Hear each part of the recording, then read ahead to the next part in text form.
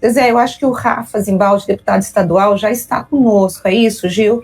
Se você quiser colocá-lo, a gente já entra, porque ele tem uma reunião, ele vai sair para São Paulo, reunião não, ele vai ter que ir para São Paulo, e ele entrou um pouquinho mais cedo. Deputado, bom dia, o senhor só precisa liberar aí o teu áudio, que está fechado.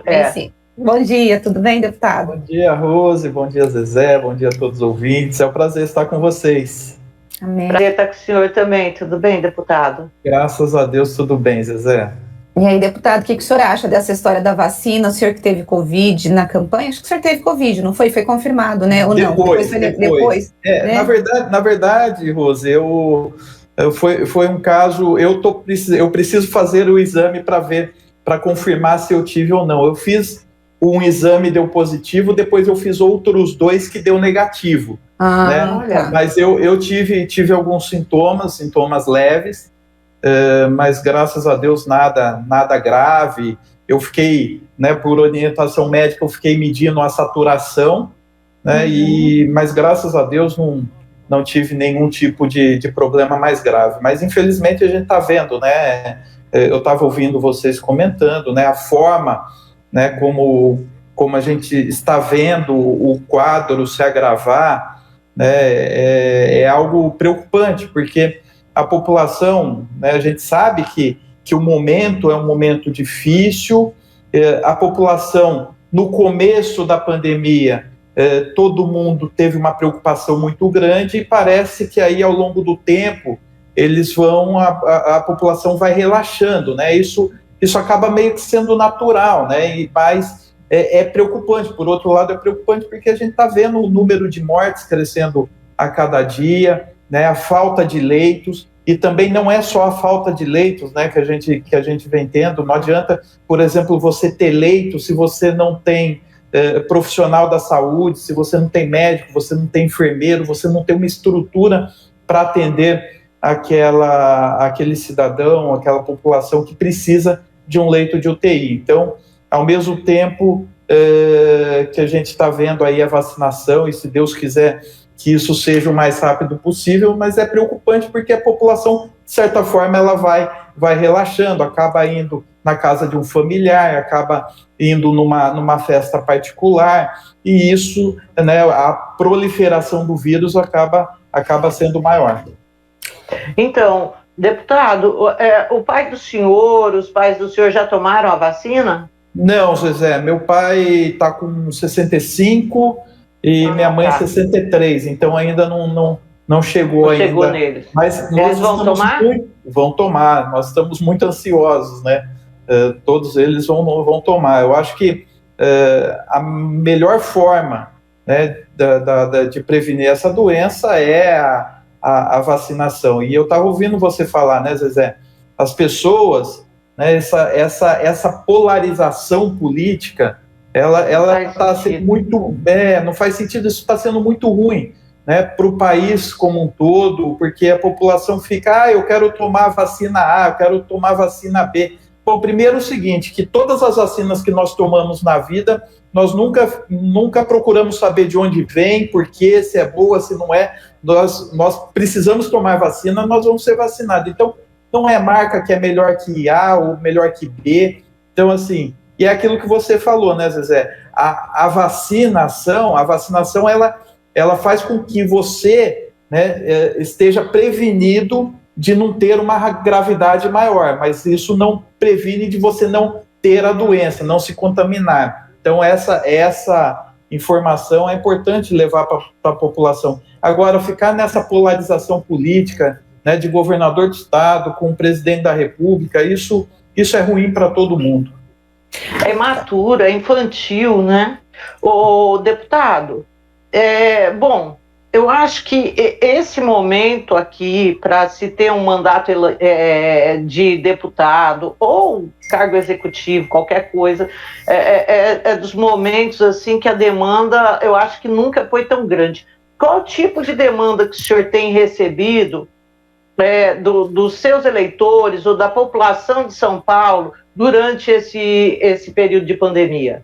Zezé, assim, as demandas, elas são das mais variadas, né? O mais triste é que, assim, a gente acaba tendo limites. né? Mas muitas vezes as demandas que vêm diretamente da população, muitas vezes, nos socorre que nós estamos precisando de leito de UTI, né? Essa é a maior demanda que vem da população, né? E que a gente sabe aí que existe toda uma regulação que é feita pelo Estado, pelos municípios, né, da regulação de vagas, e depende também, né, da gravidade de cada paciente, né, que não tem, nós que cumprimos mandatos eletivos, nós não temos o que fazer, a não ser pedir a Deus para que Deus possa abençoar, né, aquela pessoa e possa ter uma vaga, um leito de UTI. Mas o mais triste, Zezé, que das demandas que eu venho recebendo de alguns municípios, né, é a falta de medicação, por exemplo, para intubação ou para extubação dos pacientes, a falta de equipamentos, isso é o mais doído, né, porque a gente vê que o desespero de muitos prefeitos, né, da falta de estrutura para atender a população, principalmente das cidades menores, que eles acabam tendo um pronto atendimento, eles precisam atender a urgência daquele cidadão, mas não tem a estrutura não chegou até o município. Então, isso é o mais triste. Aí a gente tenta aí fazer essa mediação entre o município, a Secretaria de Saúde do Estado de São Paulo, mas muitas vezes também a Secretaria de Estado não tem o que fazer, né? Por exemplo, eu recebi uma demanda de Iracemápolis semana passada ou semana retrasada por falta de medicamento de intubação, mas a falta, por exemplo, não era de dinheiro, por exemplo, os empresários da cidade queriam pagar, mas a Cristália, que é o laboratório que fabrica esse medicamento, ela não estava conseguindo fornecer ao município. Então, é um desespero só, e a gente acaba tendo limites, né? A gente acaba, muitas vezes, não conseguindo atender determinadas demandas. Bom, vai lá, Rose. Não, vai você. Deputado, a gente percebe também, assim, a degradação dos negócios, né? Porque não tem como se manter em pé, pelo menos da forma em que já esteve em pé, os negócios. Ontem foi mandado no nosso grupo uma foto da Retorno, da pizzaria. Eu vi. Né, lá o prédio aluga-se. Então, são coisas assim que nós sabemos que estão acontecendo e a gente vê e fala, meu Deus do céu, aonde vai parar tudo isso? Bom, existe algum trabalho dentro da Assembleia Legislativa para eu acho que tudo vai ser o pós-pandemia. Agora está tendo financiamento do Desenvolve São Paulo, o governo federal está mais lento, mas agora é isso, é dinheiro, é prover isso.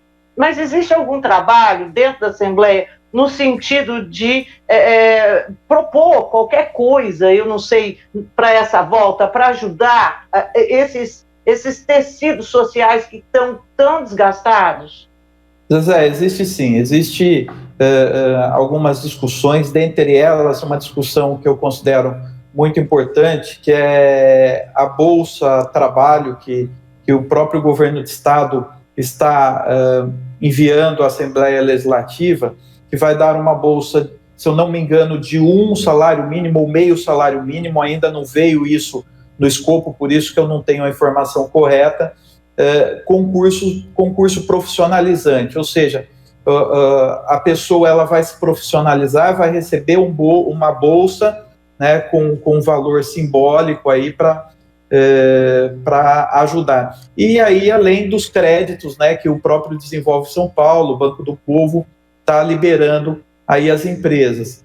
Mas eu considero, Zezé, que esse problema econômico que nós estamos vivendo é um problema tão grave quanto a questão da saúde, né? Porque o número de pessoas que estão ficando desempregadas, o número de pessoas que não está tendo oportunidade de trabalho, e aí eu eu quero dizer o seguinte, eu muitas vezes, assim, a gente fica colocando na balança, né, o que é importante, o que não é importante, e isso acaba variando, né, opinião pessoal de cada um, né, o lockdown funciona, o lockdown não funciona, o toque de recolher funciona, o toque de recolher não funciona. Então, assim, é opinião pessoal de cada um. Mas eu acho, né, na minha opinião, eu acho que, por exemplo, uma cidade de 5 mil habitantes, uma loja de roupa, por exemplo, uma loja de calçado, quantas pessoas entram por dia numa loja dessa? Será que vale a pena fechar, né, um ambiente desse, um ambiente de trabalho desse que muitas vezes gera um emprego, gera 2 empregos, mas que é o negócio da família, é a empresa da família? Ou seja, eu acho que precisava colocar na balança, né, aquilo que causa realmente aglomeração e aquilo que não causa aglomeração. Quando a gente fala num bazar, né, ou numa loja de roupa, uma loja de calçada, ela não causa tanto aglomeração. Lógico que aí a gente precisa conscientizar as pessoas, né, da segurança sanitária, mas eu fico preocupado, porque, de um lado, as pessoas morrem, a gente vê morrendo da pandemia, do vírus, do outro lado, a gente vê algo que a gente já não via há muito tempo, né? A miséria, a fome, e isso é preocupante. E aí eu quero, né, parabenizar as instituições, as igrejas, que têm feito um trabalho espetacular, né, levando alimento, cumprindo o papel que deveria ser do Estado, que deveria ser dos municípios, mas as entidades, as igrejas, elas têm cumprindo um papel fundamental em ajudar as pessoas que mais precisam e estão precisando aí, muitas vezes, de um alimento na mesa. E aí fica, né, aquela pergunta, entre o pai de família correr o risco de pegar o vírus trabalhando, ou ele ficar em casa e ver o filho passar fome, qual é a decisão de um pai? Então, é muito difícil a gente ver situações como essa.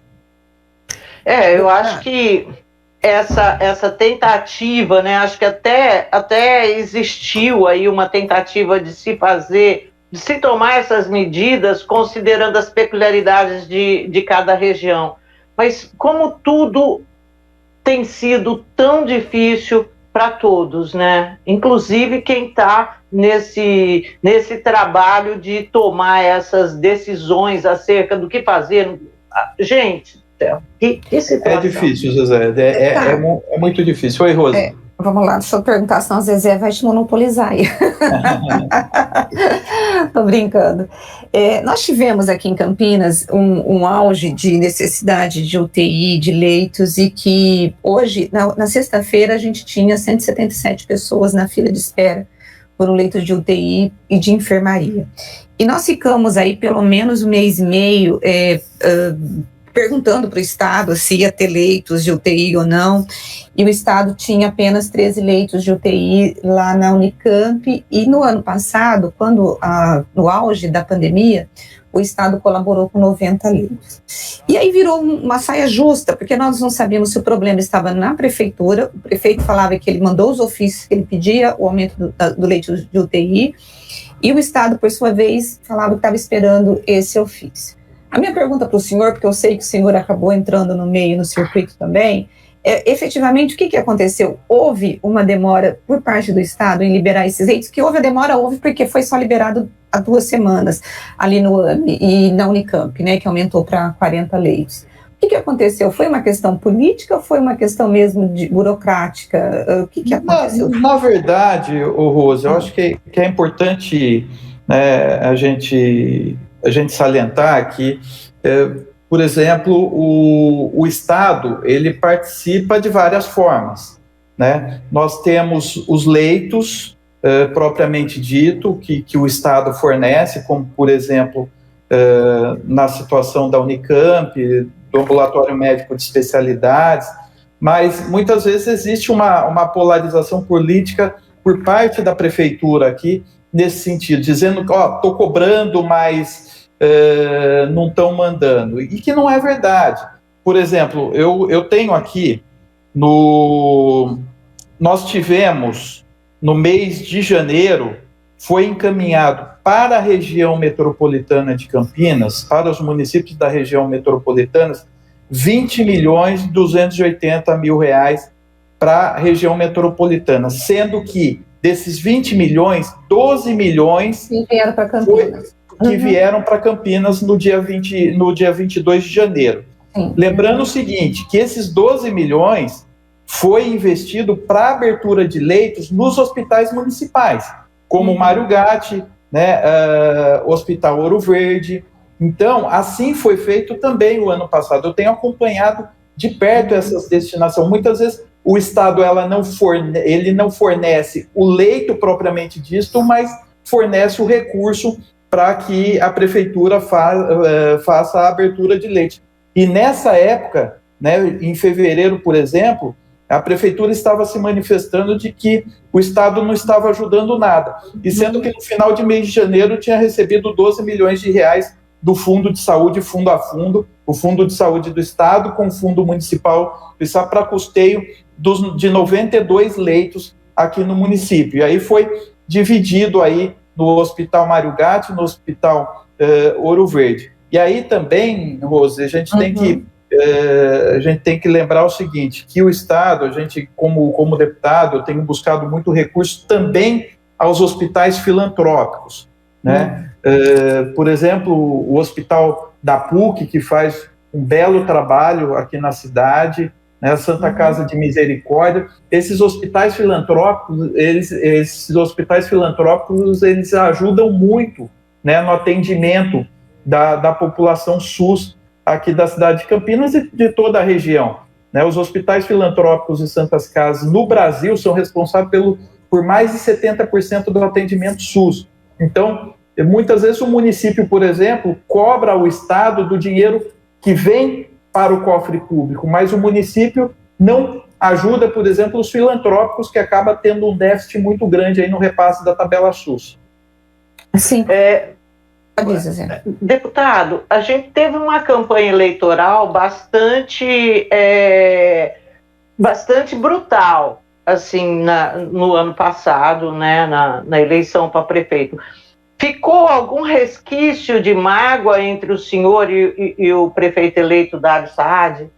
Zezé, nenhum, né? Não ficou nenhum resquício de mágoa, pelo menos da minha parte, né? Eu acho que o momento eleitoral é um momento de embate, um momento de discussão. Lógico que às vezes a gente acaba perdendo o controle, né? Tanto de uma parte quanto da outra, mas o debate sempre é o debate de ideias, né? Que a gente acaba se manifestando e, por exemplo, são coisas que isso nos deixa preocupado e bravo. Eu vou citar aqui um exemplo, né, que foi muito discutido. Nós perdemos os 12 milhões de reais que seria para a construção do Hospital de Referência Pediátrico Mário Gattim, né, e que tanto o atual prefeito falou que desapropriaria o Hospital Metropolitano, assim o fez, né, colocou 100 profissionais da saúde na rua, né, 100 pais de famílias e mães de famílias, né, arrimo de família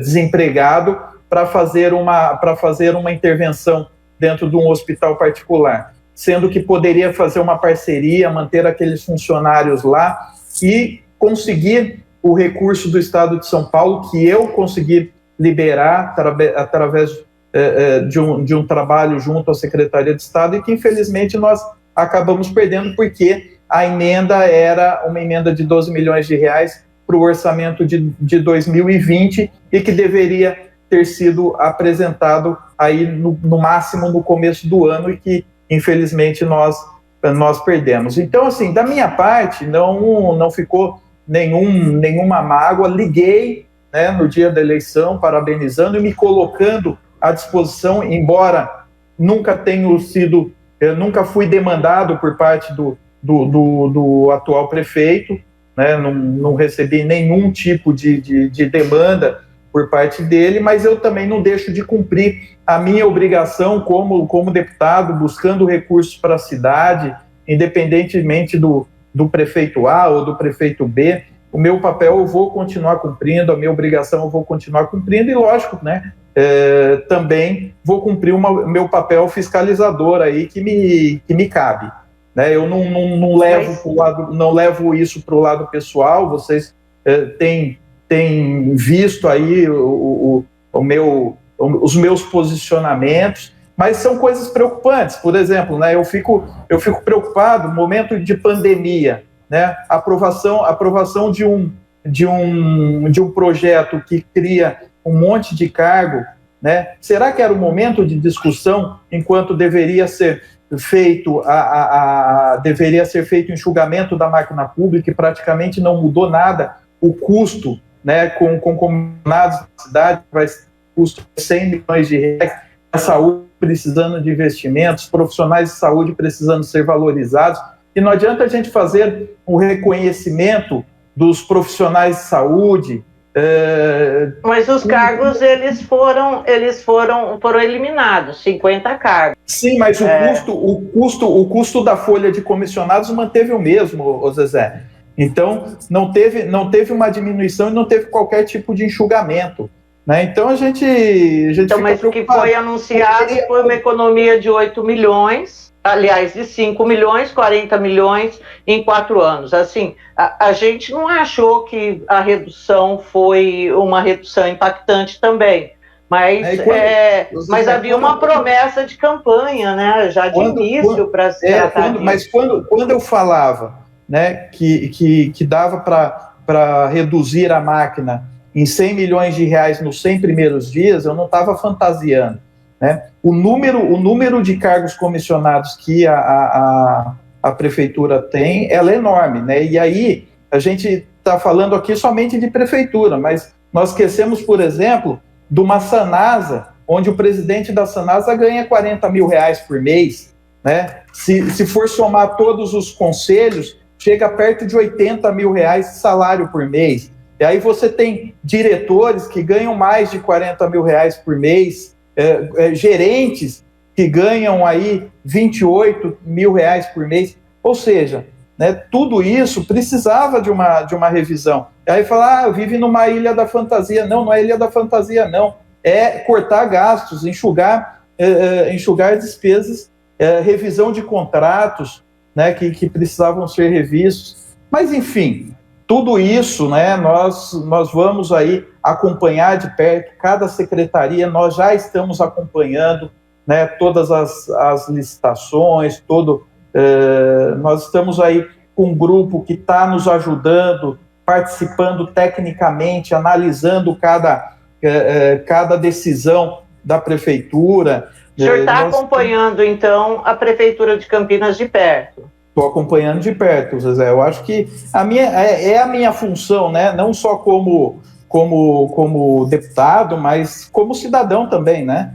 Mas o senhor fez isso com os outros prefeitos ou só com o Dário que o senhor está fazendo? Porque a impressão que eu estou tendo na tua fala é que o senhor vai estar fazendo uma fiscalização mais de perto, mas uma fala mais de oposição do que... Não é oposição.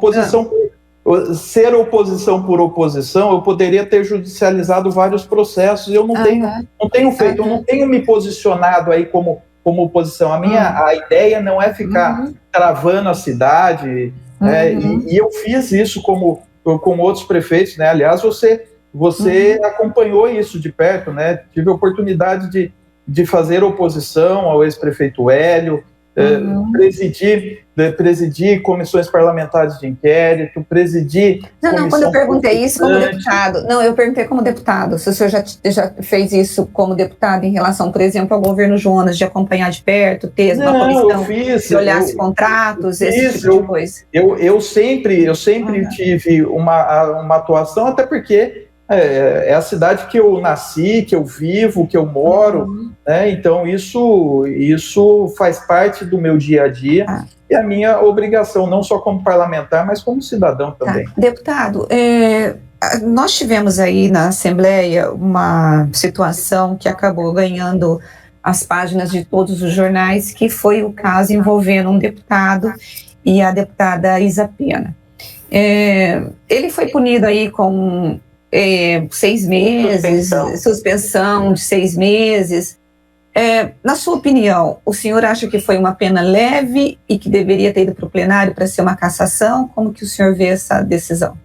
Zezé, Rose, eu acho que essa situação, infelizmente, não chocou só a nós deputados, mas chocou todo o país, né? Um fato totalmente lamentável, né?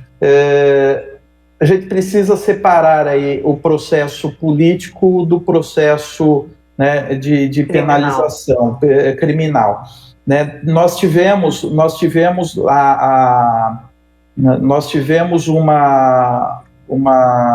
Conselho de Ética, a ação do Conselho de Ética, e que foi muito bem conduzido pela presidente, também uma mulher, Maria Lúcia Amari, que conduziu muito bem esse processo, e dentro do Conselho de Ética, né, tem a pluralidade partidária, onde ouviu a acusação e também ouviu a defesa, né, no caso a Isa Pena, a deputada Isa Pena como acusação e o Fernando Cury, deputado Fernando Cury como defesa.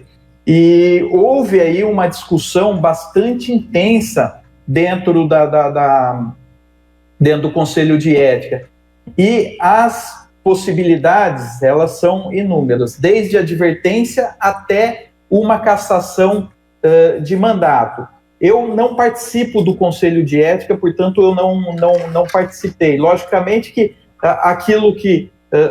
aquele vídeo que todos nós vimos é um fato chocante para qualquer cidadão, e principalmente num parlamento, né? Muitas vezes isso acontece, infelizmente, todos os dias, né? Com inúmeras mulheres, mas a gente nunca espera acontecer isso dentro de um parlamento, no maior parlamento da América Latina estadual. Então, houve essa discussão e houve essa composição aí no sentido de uma penalidade de 180 dias. Aí depois houve um relatório paralelo, né, por parte do deputado, se eu não me engano, o deputado Wellington Moura, que fez um relatório para 119 dias. 119 dias, porque no regimento interno da Assembleia diz o seguinte, que o deputado ele perde toda a estrutura de gabinete a partir de 120 dias, né? E aí tem que chamar o suplente. E aí tentaram aí, de certa forma, fazer uma amenização nessa pena. E aí depois foi para plenário, aí voltou os 180 dias depois de 20 horas de discussão aí. O que eu acho? Eu acho que essa pena, Rose, embora seja uma pena simbólica, né, mas eu acho que é um fato importante aí para demonstrar que não existe impunidade, né, seja numa importunação sexual ou qualquer outro tipo de assédio. É importante que essa pena sirva de exemplo, né? É uma pena apenas administrativa, porque a pena criminal isso vai correr, o Ministério Público inclusive fez a representação, mas que essa pena fica de exemplo aí, né, para todo o país, e também aí o fato das mulheres denunciarem, das mulheres se movimentarem nesse sentido quando tiver a importunação. Deputado, o senhor vai para... A gente já vai terminar, só vou perguntar mais uma última pergunta. Às vezes o senhor vai para a reeleição como deputado estadual ou vai tentar um outro tipo de cargo? Pose, assim, eu estou agora, nesse ano, eu estou muito focado, né, no cumprir o nosso mandato como deputado estadual. Eu recebi o convite do partido para que pudesse ser, de repente, candidato a deputado federal, mas tudo isso vou analisar junto com a equipe, ouvir um pouquinho também da população, né? Eu acabo sendo um mandato muito presente, estando nos bairros, estando nos municípios aqui da região metropolitana. Então, assim, eu não tenho nada definido, não, né? A minha definição agora é cumprir a minha obrigação como deputado estadual e buscar aí o melhor, né, dos investimentos aqui para a nossa região metropolitana, para atender a nossa população. E aí a discussão, né, sou candidato à reeleição, a deputado estadual, deputado federal, eu vou deixar isso para o ano que vem, Rose. Tá joia. Bom, deputado, eu quero agradecer muito a participação do senhor aqui no Bastidores do Poder e convidá-lo para, quando estiver por aqui, falar conosco mais vezes. Muito obrigado. Bom dia. Obrigado, Zezé. Obrigado, Rose. Quero aproveitar esse momento para me solidarizar a todas as famílias, né, que perderam seus entes queridos aí nesse trágico vírus aí que tem atingido todos nós, né? Então, me solidarizar com as famílias, solidarizar com a nossa região metropolitana. Nós perdemos aí um prefeito, né, o Ângelo Perugini, que tinha acabado de ser eleito não só prefeito, mas presidente do Conselho da Região Metropolitana de Campinas, né, que tinha um futuro pela frente, tinha um compromisso aí com a nossa população, mas solidarizar com todas as famílias aí, né, e colocar o meu mandato à disposição da população, de todas as prefeituras, de todas as câmaras de vereadores, da imprensa propriamente dito, colocar o nosso mandato à disposição. E também, né, pedir sempre as orações de todos os ouvintes aí da população que está nos ouvindo, para que Deus possa abençoar, não só o Rafa, né, como deputado, mas todo aquele que cumpre um mandato eletivo, que são momentos difíceis para todos, prefeitos, vereadores, deputados, presidente da República, senadores, ou seja, todos vêm sofrendo demais. Então, mais que Deus possa abençoar. E obrigado pela oportunidade, com certeza nós teremos outras entrevistas. Obrigado pela oportunidade, Rose e Zezé.